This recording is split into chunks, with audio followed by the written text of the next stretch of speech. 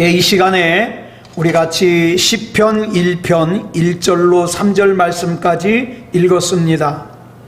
은혜 받을 말씀의 제목은 성경에서 말하는 보복입니다.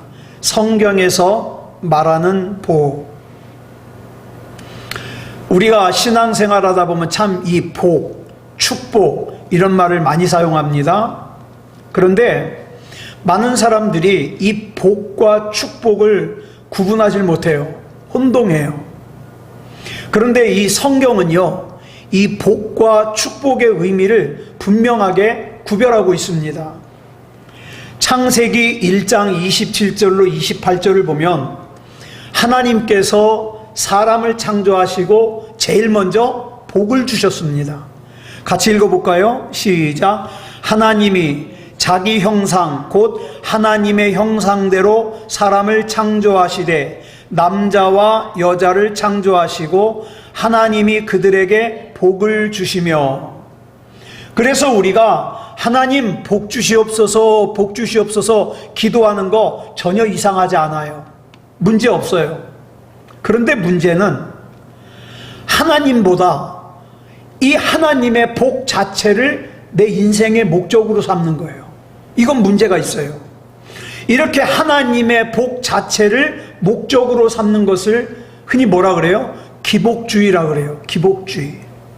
사람들이 하나님의 복을 목적으로 삼는 것은 마치 비유를 하자면 무엇과 같은가?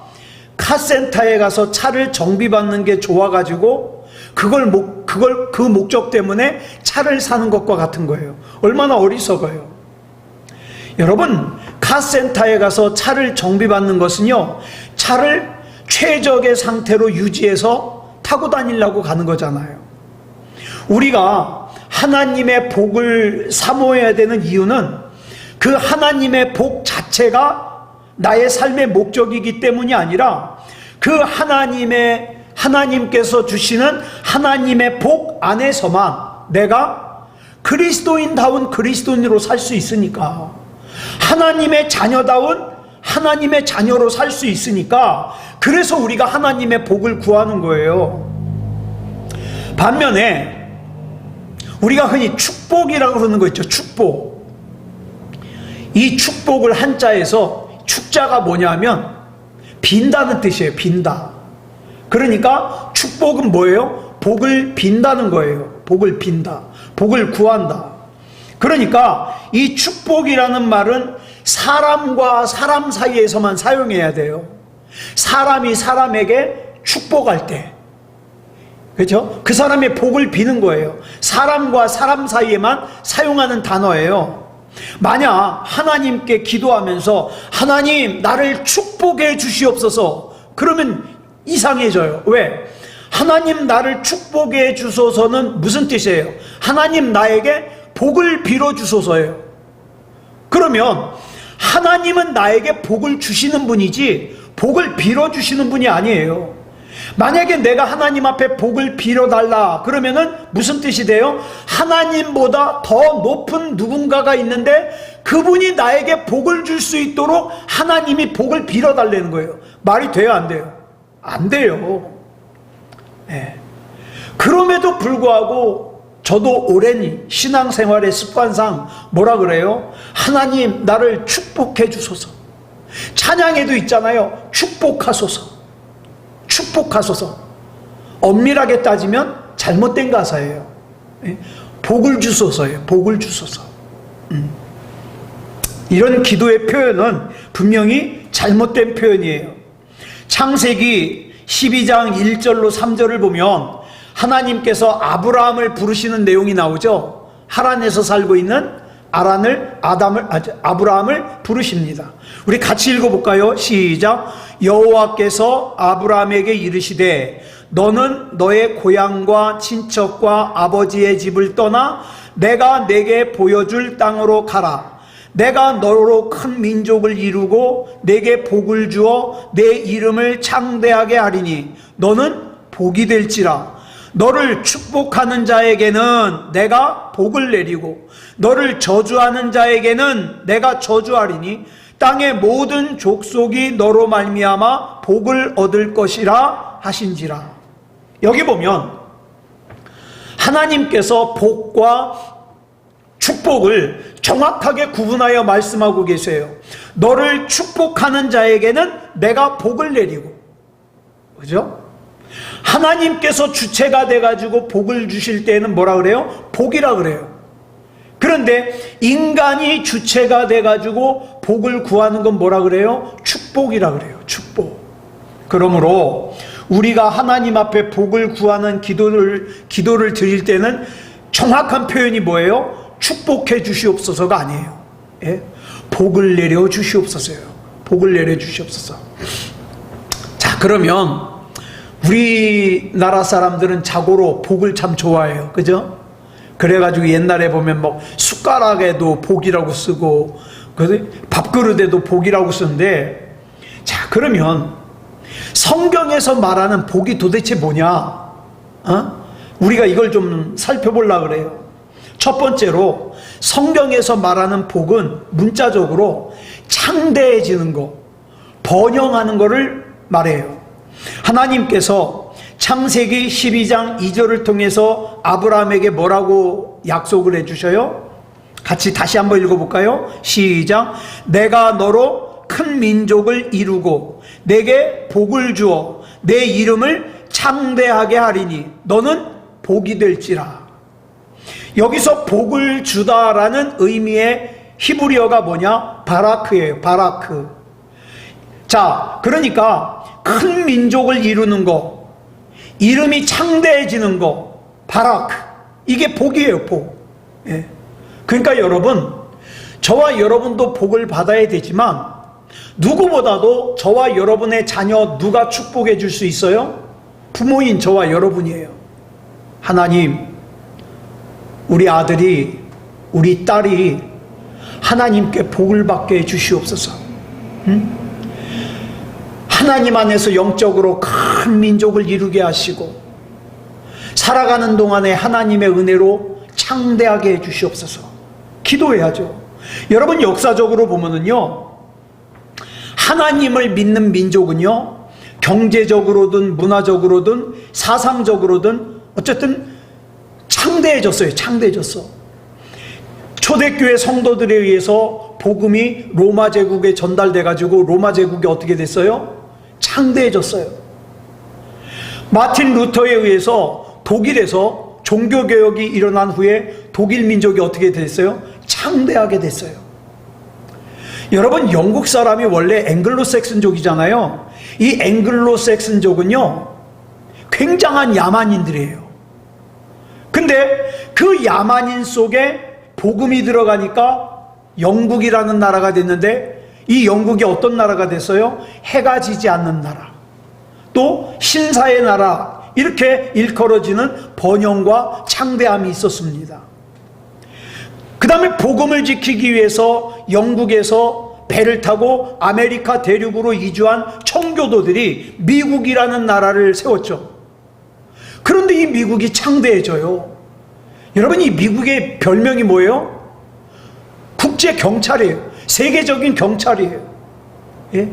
세계적으로 잘못된 것을 갖다가 응징하고 바로잡잖아요. 그런데 그런 미국에서 1962년에 존 F 케네디 대통령일 때 대법원에서 뭘 선포를 했느냐? 앞으로 미국에서 공립학교에서는 절대로 성경 가르치지 마라. 그 전에는 성경을 가르쳤거든요. 학교에서는 성경 가르치지 마라.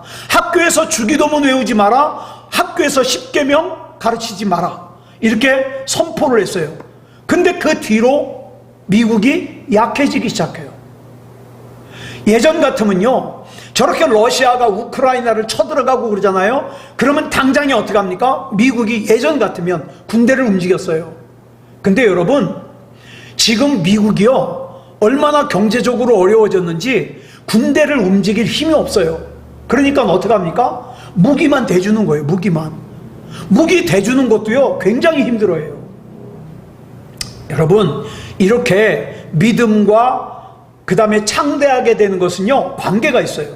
그런데 중요한 것은 이렇게 창대하게 되는 것은 결과일 뿐 그 자체가 복의 목적이 아니에요. 그러니까 우리는 복 그러면 창대해지는 것만 생각하면 안 돼요. 창대하게 되는 것을 복의 목적으로 삼으면 그 순간 뭐가 돼요? 예수 그리스도는 내 영혼의 구세주가 아니라 창대하게 되기 위한 수단이 되는 거예요. 그러면 안 돼요. 그래서 그런 사람들 있잖아요. 부자가 되기 위해서 예수 믿는 사람들, 건강하게 되기 위해서 예수 믿는 사람들, 잘 살기 위해서 예수 믿는 사람들, 잘못된 거예요. 그거 아니에요. 그거 아니에요. 창대하게 되는 것을 복의 목적으로 삼으면 안 돼요. 만약에 세상적으로 창대하게 되는 거나 세상적으로 번영하는 것을 복이다, 그러면 세상에서 복을 제일 많이 받은 사람들이 누구예요? 재벌 총수들이에요. 그러면 여러분이 보시기에, 여러분이 생각하시기에 재벌 총수가 성경이 말하는 복 있는 사람입니까? 아니요. 그렇다고 할 수 없어요. 우리 그리스도인들에게 귀감이 되는, 믿음의 귀감이 되는 복 받은 사람이 아니라 이 말이에요. 그러나 많은 그리스도인들이 복 그러면 뭘 생각합니까? 창대해지는 거, 번영하는 거, 이걸만을 복으로 인식해가지고 어떻게 합니까? 기도하면서 하나님을 얼르고 달래가지고 이 창대함을, 이 번영을 이루려고 하는 거. 그 순간 그 사람의 신앙은 뭐에 빠져요? 기복신앙에 빠져요. 하나님과의 관계는, 하나님과의 교제는 관심이 없어요. 어떻게 하면 내가 예수 믿어서 잘 살까? 어떻게 하면 예수 믿어서 번영할까? 어떻게 하면 예수 믿어서 창대해질까? 이것만 관심이 있어요. 아니에요. 잘못된 거예요. 그 다음에 두 번째로 성경에서 나오는 복은 문자적으로 어떤 의미가 있느냐? 행복이라는 뜻이 있어요. 행복. 신명기 10장 13절을 보면 이렇게 말씀하고 있어요. 시작. 내가 오늘 내 행복을 위하여 내게 명하는 여호와의 명령과 규례를 지킬 것이 아니냐. 이 구절에서 행복이라는 단어를 히브리어로 뭐라 하냐? 토부라고 했는데, 이 토부의 원뜻이 뭐냐면 복되다라는 뜻이에요. 여러분, 하나님께서 우리에게 주시는 복은 행복입니다. 내가 하나님을 믿지 못해가지고 내 방법, 내 수단, 사람을 의지해서 살면요, 여전히 마음이 불안해요. 행복이 없어요. 그런데 내가 모든 내 인생의 주도권을 하나님께 맡기고 하나님의 말씀대로 따라 살려고 결정하는 순간 행복이 있어요. 행복. 여러분, 세상에서 보면 세상에서 열심히 살아가지고 어떻게 해요? 창대한 사람들이 있어요. 번영을 이룬 사람이 있어요. 그런데 어떤 사람들은 그 창대해진 것 때문에, 번영을 이룬 것 때문에 어떻게 해요? 마음이 느슨해져 가지고 바람을 피다가 어떻게 해요? 가정이 깨져버려요. 또 부모로부터 물려받은 유산 때문에 그 형제들이 서로 싸우고 고발하고. 여러분 요새 뉴스 보시죠? 그 개그맨이었던 박수홍, 전 그 사람 참 좋아하거든요. 그 어쩌다가 그렇게 어려운 일에 빠졌는지 몰라요. 부모하고 왼수가 되고 형하고 왼수가 되고. 그게 다 뭐 때문에 그래요? 돈 때문에 그래요. 돈. 그만 형제들끼리 서로 재판하고. 그러면 그건 하나님이 주신 복이 아니에요. 우리가 세상에서 경험할 수 있는 천국과 지옥은요, 뭐로부터 오는지 아십니까? 사람과 사람 사이의 관계에서 와요. 부부가 서로 싸우고 등을 돌리고 잠자리에 누우면 바로 그 잠자리가 뭐예요? 지옥이 되는 거예요. 참된 복은요, 상황이 어떠하든지 내가 지금 나와 더불어 사는 사람들과 함께 행복을 누리는 거, 그게 참된 복이죠. 잠언 17장 1절 볼까요? 시작. 마른 떡 한 조각만 있고도 화목하는 것이 제육이 집에 가득하고도 다투는 것보다 나으니라. 자, 마른 떡 한 조각만 있어도 나와 같이 있는 사람하고 서로 화목하고 행복을 누리는 것이 고기 반찬 잔뜩 쌓아놓고 싸우는 것보다 낫다 이 말이죠. 여러분, 여기서 말하는 제육이 뭐냐면 히브리어로 제바흐라 그러는데, 이 제바흐는요 제사 지낼 때 바치는 제물을 뜻해요. 여러분, 우리나라에서도 제사를 지내는 사람들 어때요? 그 제사 음식을 만들 때 어떻게 해요? 정성껏 만들어요. 네? 머리카락 안 들어가도록 정성껏, 아주 좋은 재료 가지고 정성껏 만들어요. 유대인들도 마찬가지예요. 하나님께 제사 드리는 제물은요 점 없고 흠 없고 깨끗한 거, 가장 좋은 걸로 준비해요. 예. 그래서 이 제물을 뜻하는 제바흐는요 가장 좋은 걸 뜻해요. 좋은 거. 그러므로 이 말을 다른 말로 바꾸면은 이런 거예요. 집에 금은보화가 산더미처럼 쌓아놓았다 하더라도 내 가까이에 있는 사람들과의 관계가 행복하지 않다면 그건 복이 아니다, 이 말이에요. 그러니까 사람들과의 관계가 행복해야 된다. 그 다음 세 번째로 복이 뭐냐? 문자적으로 선하다는 거, 아름답다는 걸 뜻합니다. 출애굽기 33장 19절에 보니까 이렇게 말씀하고 있어요. 시작. 여호와께서 이르시되 내가 내 모든 선한 것을 네 앞으로 지나가게 하고 여호와의 이름을 네 앞에 선포하리라. 나는 은혜 베풀 자에게 은혜를 베풀고 긍휼히 여길 자에게 긍휼을 베푸느니라. 여러분, 여기서 선하다라는 뜻으로 번역된 히브리어가 투브예요. 투브. 이 단어의 원뜻이 뭐냐? 복되다는 뜻이에요.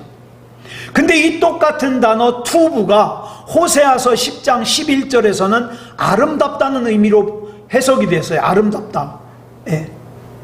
즉 복은 뭐예요? 선하고 아름다운 거예요. 예. 진짜 복받은 사람은 그 사람의 삶이 점점 선하고 아름답게 변해갑니다. 여러분 보세요. 얼굴도 굉장히 예쁜 아가씨가, 옷도 예쁜 옷으로 입은 아가씨가 막 신경질을 부리고 성질이 까칠하고 천박하게 행동하고 입에 담배를 물고 다니고, 그렇게 행동하면 아무리 얼굴이 예뻐도 이쁘질 않아요. 그죠? 이쁘질 않아요. 또 남자도 마찬가지예요. 아무리 잘생기고 잘 차려입은 남자라 하더라도요 이기적이고 음흉하고 난폭하면요 절대로 아름다운 사람이 아니에요. 예. 그래서 여러분, 전에 믿음에 대해서 쭉 설명을 드릴 때 믿음에 대해서 이렇게 말씀드린 거 기억하시나 모르겠어요. 믿음은 뭐냐? 나를 가꾸는 것이다. 나를 가꾸는 거예요. 여러분, 자기의 속사람을 발견하고 내 속사람의 중요성을 아는 사람은 그 속사람을 뭘로 가꿔요? 진리로 가꾸게 돼요. 그러면 내 속사람을 진리로 가꾼 것이 어디로 드러나게 됩니까? 얼굴로 드러나게 돼요. 여러분, 우리 주변에서 보세요. 어떤 사람의 얼굴을 보면 이 사람의 얼굴이 마음이 편한 사람은 얼굴도 편해요. 근데 마음이 쪼들린 사람은 얼굴도 쪼들려요. 왜? 마음에서 얼굴 표정이 나오니까. 전에 말씀드렸어요. 여러분, 얼굴, 이 단어가 어디서 나왔는지 아세요? 얼굴? 여기서 말하는 얼이라는 게 뭐냐면 영혼이란 뜻이에요. 얼. 예?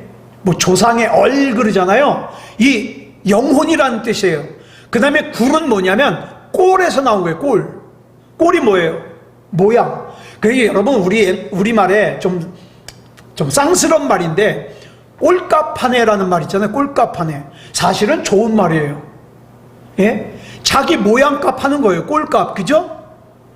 세상에 보면요 꼴값 못하는 사람들이 많아요. 겉으로 보기에는 참 잘생겼는데, 멋있는데, 단아하게 생겼는데 그 꼴값을 못해요. 근데 여러분, 그 얼굴, 내 영혼의 모양이 어디로 나와요? 얼굴로 나와요. 그래서 얼굴에서 나온 말이 뭐예요? 얼굴이에요. 영혼의 상태를 말하는 거죠. 선하고 아름다운 생각과 마음을 지니잖아요. 그러면 반드시 그 사람은 어떻습니까? 얼굴로 그것이 나타나게 돼 있고 그 다음에 말과 행동으로 나오게 돼 있어요.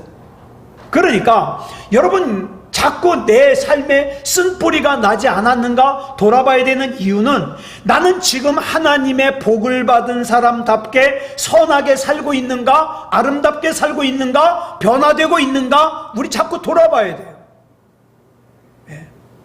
제가 막 투덜거리면 우리 권수연 씨가 막 혼내요. 말 좀 이쁜 말 좀 하라고.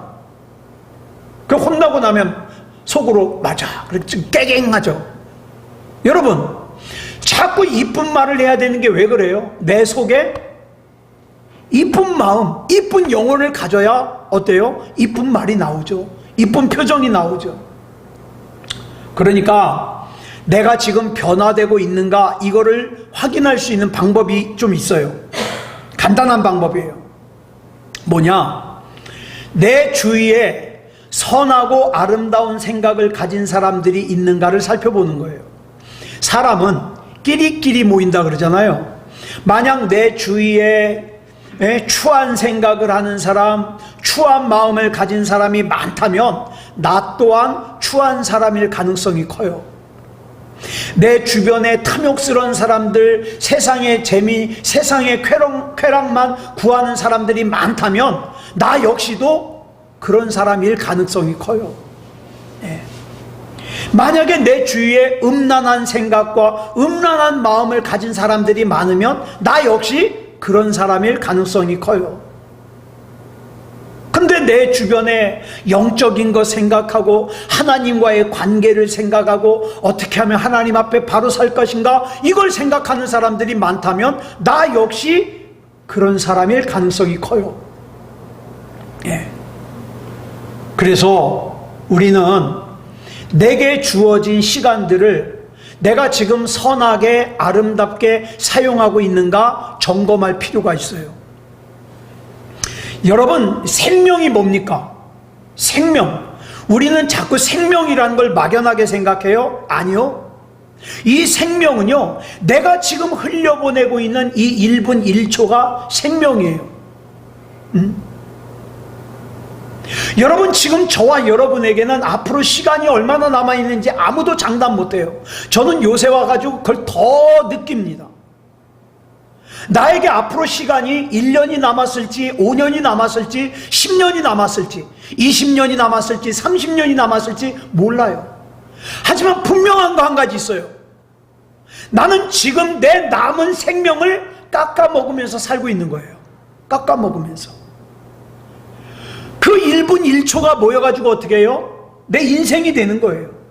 그런데 그 시간을 갖다가 내가 진리 안에서 선하고 아름답게 사용하는 것은 결국 뭐가 되는 거예요? 내 생명과 인생을 선하고 아름답게 가꾸어 가는 거예요.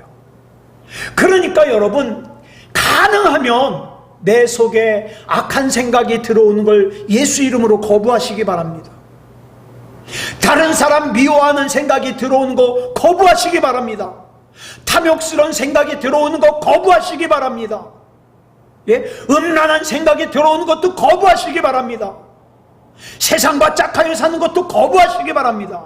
왜? 지금 내 생명은 지금 거기에 사용할 틈이 없거든요. 그래서 자꾸 예수님 불러야 돼요. 예수님, 예수님, 나 예수님 아니면 안 돼요. 나 붙잡아 주세요. 불러야 돼요.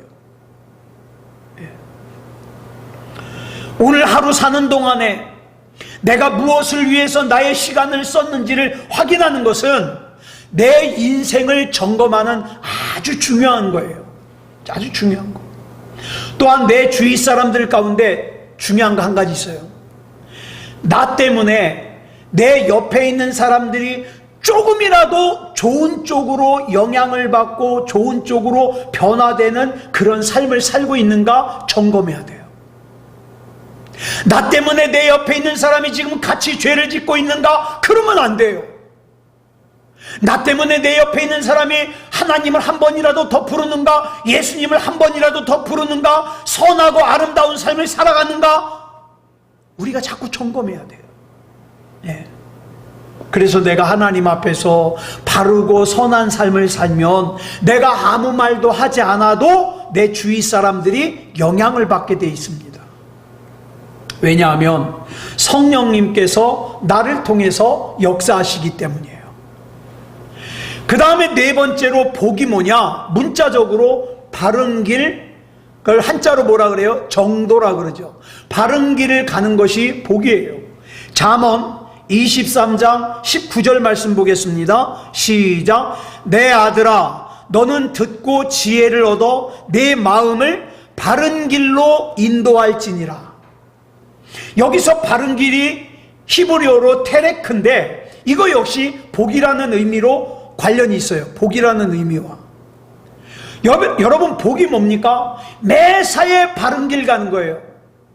생각하는 거예요. 내가 지금 이런 생각하는 것이 바른 생각일까? 내가 지금 이런 말을 하는 것이 바른 말일까? 내가 지금 이런 생각을 하는 것이 바른 생각일까? 내가 지금 이런 결정을 하는 게 바른 결정일까? 자꾸 생각하고 바른 길 가야 되는 거예요. 바른 길. 그것이 복이다 이 말이에요. 내가 얻은 창대함이나 번영이나 이런 것들이 내가 지금 정도 바른 길을 걷지 않았음에도 불구하고 얻어졌어요. 예. 여러분, 내가 바르게 살지 않았는데 내가 예를 들어서 많은 돈이 생겼어요. 그러면 그건 하나님이 주신 복이 아니에요. 예. 더 나아가서 내가 바른 길에서 벗어났음에도 불구하고 나에게 어떤 좋은 일, 창대한 일이 생겼다? 그러면 이렇게 봐도 돼요. 아, 하나님이 나를 버리셨구나. 그러면 어떤 것이 하나님 앞에 붙잡힌 삶이냐? 내가 잘못됐으면 반드시 하나님께서 나를 끌어당기셔야 돼요. 내가 11조를 떼먹었으면 하나님께서 내가 11조를 떼먹은 것이 잘못됐다는 걸 발견할 수 있는 기회를 주시는 것. 이게 하나님 앞에 복받은 사람이에요. 그런데 내가 예배를 안 드려도 아무 일도 안 일어나? 내가 11조를 떼먹어도 아무 일도 안 일어나? 아니, 어쩔 때 보면은 내가 예배를 드릴 때보다 내가 11조 생활할 때보다 잘 풀리는 것 같아. 이거 큰일이에요. 위기예요, 위기. 여러분, 사람의 생각에 그러지 않겠어요? 내가 예배를 안 드렸는데도 11조 생활하지 않았는데도 내가 기도하지 않았는데도 일이 잘 풀리네? 그러면 예배 드릴 필요 없지 뭐. 11조 생활할 필요 없지 뭐. 기도할 필요 없지 뭐. 여기서 박수 치는 것은 마귀밖에 없겠죠. 여러분, 내가 하나님으로부터 조금이라도 멀어졌을 때 하나님께서 득달같이 나를 끌어당겨주는 그 사람이 복 있는 사람이에요. 그 하나님께서 끌어당겨 주시는 대로 가는 게 뭐다? 정도다. 바른 길로 가는 거다. 맞아. 내가 이런 생각하면 안 되지. 내가 이런 마음 먹으면 안 되지. 내가 이렇게 살면 안 되지. 하나님께로 돌아가자. 나는 하나님이 아니면 안 되는 사람이야. 주여, 하나님의 것인 나를 하나님이 책임져 주시옵소서. 이렇게 믿음으로 돌아가는 거. 이거 하나님의 사람만 알 수 있는 거죠.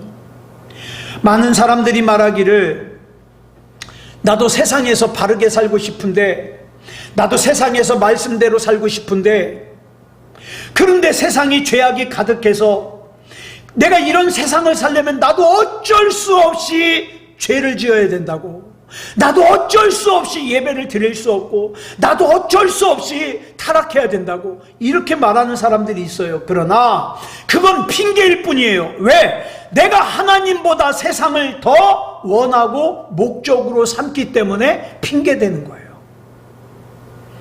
하나님보다 세상을 더 사랑하다 보니까 패가 망신한 사람들이 많아요.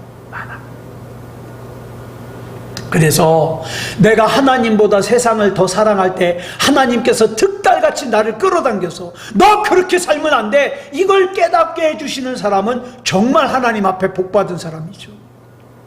네. 여러분, 이 세상을 살고 있는 사람들은요, 그 누구도 자기 거를 100% 다 사용하고 죽는 사람 하나도 없어요. 하다못해 거지도 죽을 때 뭐 남겨놓고 죽어요? 자기가 입고 있던 넝마와 그 다음에 깡통 남겨놓고 죽어요. 문제는 내가 이 세상을 다 살고 떠났을 때 내가 남긴 것이 이 땅에 남겨진 사람들에게 어려움이 된다면, 예? 하나님께 가까이 가는 것이 하나님께 가까이 가는 것에 영향을 미치지 못하고 오히려 하나님으로부터 멀어지게 하는데 쓰임을 받는다. 그러면 그 사람은 복 있는 사람 아니죠. 왜? 복의 통로가 되지 못했거든요. 예. 바른 길 정도를 걸어가는 삶을 살아서 남아있는 사람들에게 이정표가 되는 삶, 예. 이런 사람들에게 남겨진 것은요, 복이에요. 복. 마지막 다섯 번째로, 복은 문자적으로 무슨 뜻이냐? 하나님 앞에 무릎 꿇는다는 뜻이에요. 무릎 꿇는다. 또는 하나님께 가까이 간다. 역대하 6장 13절을 보면 무릎을 꿇고 라는 단어가 나오는데, 이 단어를 무슨 단어를 사용했냐? 앞에서 나온 복을 주다라는 뜻, 바라크라는 단어를 사용했어요.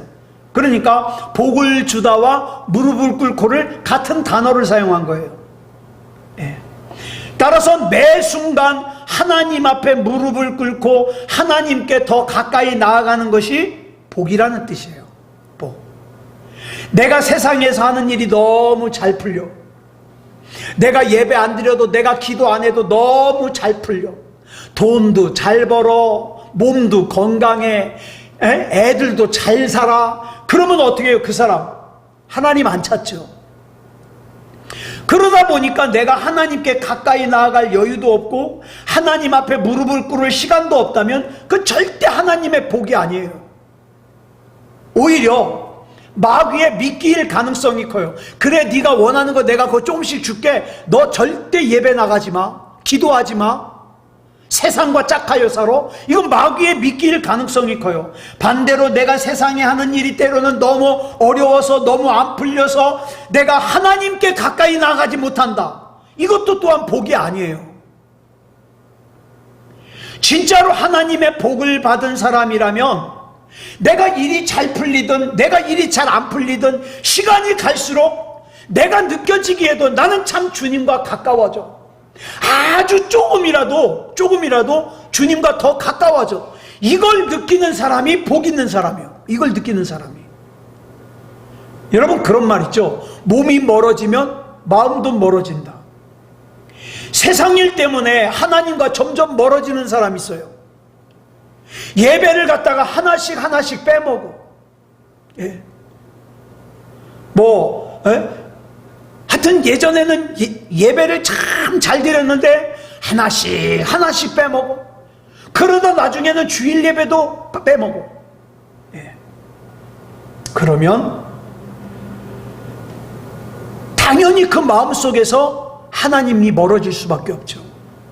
잠언 30장 7절로 9절을 보면 물질이 우상이 된 이 시대에 우리가 꼭 마음에 새겨야 될 기도문이 나와요. 우리 같이 읽어보겠습니다. 시작.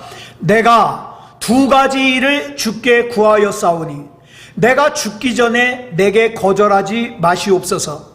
곧 헛된 것과 거짓말을 내게서 멀리하옵시며 나를 가난하게도 마옵시고 부하게도 마옵시고 오직 필요한 양식으로 나를 먹이시옵소서.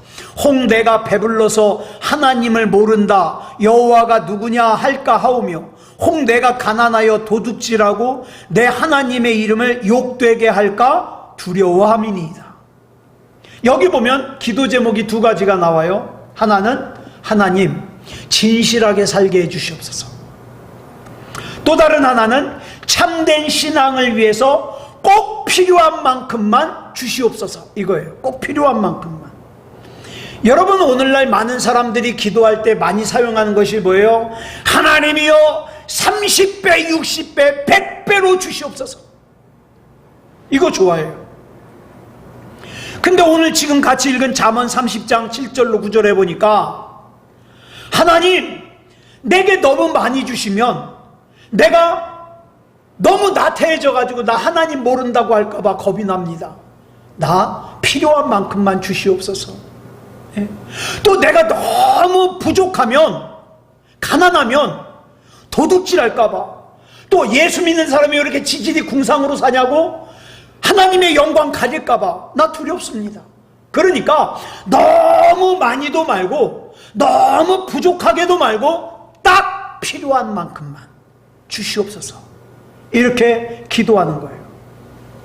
우리가 생각하기에는 내가 하는 일마다 잘 되고 그 다음에 금은보화를 많이 쌓아놓고 내가 하고 싶은 거 다 하고 그렇게 사는 게 복 같은데, 성경은 그렇게 얘기하지 않아요.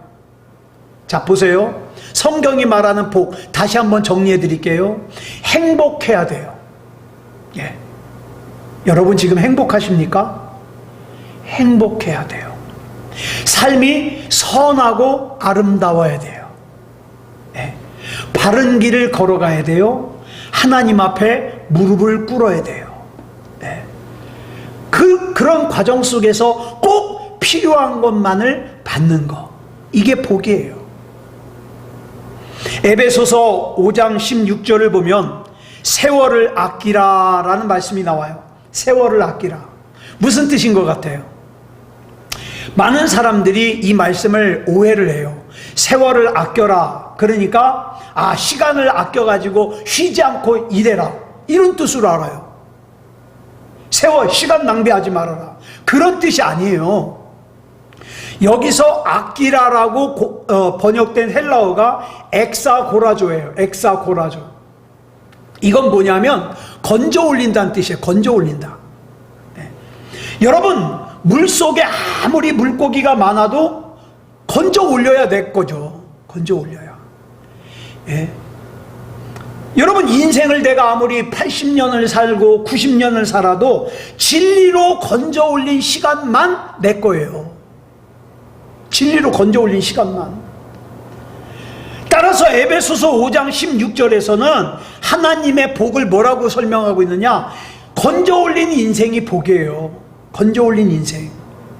아무리 90년을 살아도 어렸을 때는 부모님을 고생시키고, 그 다음에는 결혼해가지고는 배우자를 고생시키고, 노년에는 자식을 고생시키고, 그래가지고 그 80년의 인생이, 90년의 인생이 하나님이 보시기에 건져 올릴 만한 인생이 아무것도 없다. 그러면 이걸 뭐라 그래요?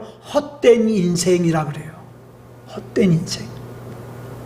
반면에 젊은 나이에 요절을 했더라도 그 안에서 진리로 건져 올릴 인생이 있는 사람은 어떤 사람이에요? 복 있는 사람이에요. 산 사람이에요. 여러분, 저와 여러분 앞에, 하나님 앞에 서는 시간이 저와 여러분이 예상하는 것보다 정말 그 이상 빠르게 올 겁니다. 빠르게. 그런데 우리 하나님 앞에서 내 인생을 쭉 돌아볼 때 건져 올릴 만한 인생이 있어야죠. 그죠? 건져 올릴 만한 인생. 내가 누군가의 영혼을 걱정해가지고 복음을 전한다든가, 누가 어떤 사랑하는 사람이 지옥에 갈까봐 내가 그 사람의 영혼을 불쌍히 여기고 간절하게 기도했던 거. 하나님께서 나에게 맡겨주신 자녀를 갖다가 하나님의 말씀으로 잘 양육하게 해주시옵소서, 기도했던 거. 이 건져 올릴 수 있는 시간. 여러분, 저와 여러분이 이 세상을 떠나 주님 앞에 갈 때 우리가 들고 갈 수 있는 게 뭐가 있겠어요? 은행 통장요? 그거 다 두고 가야 돼요. 집문서요? 그거 다 두고 가야 돼요. 다 두고 가야 돼요. 네. 이런 것들 다 놓고 가야 돼요. 우리가 가지고 갈 수 있는 것은 오직 뭐예요? 내가 주님 안에서 건져 올린 시간, 그 시간만 갖고 가야 돼요. 그 시간만. 그리고 하나님께서는 그 시간을 보고 내 인생을 평가하셔요. 그러므로 복을 한마디로 정리한다면 뭐라고 할 수 있느냐? 하나님 앞에 들고 갈 수 있는 의미 있는 인생, 이게 복 있는 인생이에요. 하나님 앞에 들고 갈 수 있는 의미 있는 인생. 아무쪼록 우리 하나님의 은혜 가운데서 이렇게 하나님 앞에 들고 갈 수 있는 의미 있는 인생을 사는 저와 여러분이기를 그리스도 예수님의 이름으로 축복합니다. 기도하겠습니다. 사랑의 아버지 하나님, 감사합니다. 하나님의 은혜 가운데 여기까지 왔습니다. 물론 우리 돈 필요합니다. 건강 필요합니다. 하나님, 돈 있어야 하나님의 일도 할 수 있고요. 건강 있어야 하나님의 일도 할 수 있습니다. 그러나 이 돈이, 이 건강이 내 인생의 목적이 되지 않게 해 주시옵소서. 나는 좀 더 하나님과 가까워지고 하나님 앞에서 건져 올릴 수 있는 인생을 살기 원합니다. 하나님께서 인정하시고 하나님께서 복 주시는 그런 인생을 살기를 원합니다. 하나님, 붙잡아 주시옵소서. 내 마음에, 내 생각에 악한 마음, 악한 생각이 틈타지 못하도록 지켜주시옵소서. 그래서 날마다 주께로 더 가까이 가게 하시고 하나님께서 인정하시는 믿음으로 하나님을 예배하고 하나님 앞에 기도하며 그렇게 살게 해 주시옵소서. 사랑의 아버지 하나님, 앞으로 우리에게 남아있는 시간이 얼마나 될지는 알 수 없습니다.